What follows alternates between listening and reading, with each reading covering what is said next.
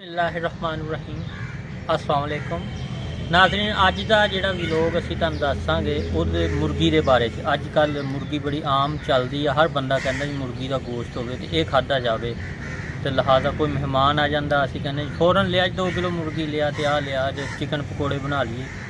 मुर्गी के फायदे भी आ नुकसान भी है, ये दोनों ही तो तुहानूं अज करांगे आगाह। असीं जदों भी मुर्गी तुसीं लवो उन्हें देखो कि चुस्त आ, तंदरुस्त आ, दौड़ भज रही आ। वो ना हो मुर्गी बैठी हो एक साइड से तो तुसीं इस तरह की ले आवो। हमेशा गोश्त ताज़ा करा के लवो, साफ सुथरा लवो।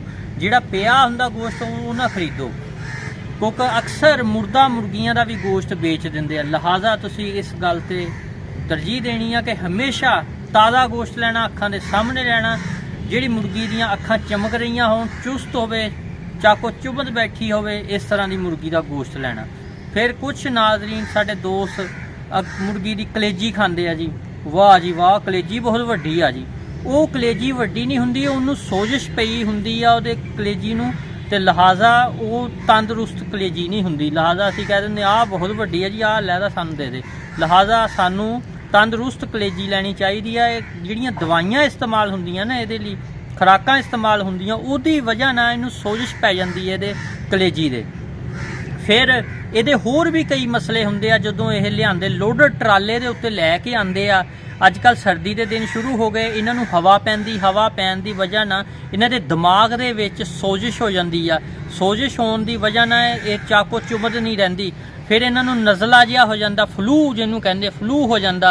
उदां दी मुर्गी नहीं लैनी, इन्हां दी अखां चों पानी बहन लग पैंदा वा। इस तरह की परहेज़ करनी है। जदों भी मुर्गी लैनी है ये चीज़ां नोट करनियां कि इन्हां दी अखां चों पानी तो नहीं बह रहा, इन्हां दी नक्क चों पानी तो नहीं बह रहा, इन्हां दा इदां मरजाई होई तो नहीं हैगी। लिहाजा ये चीज़ां ते गौर करो।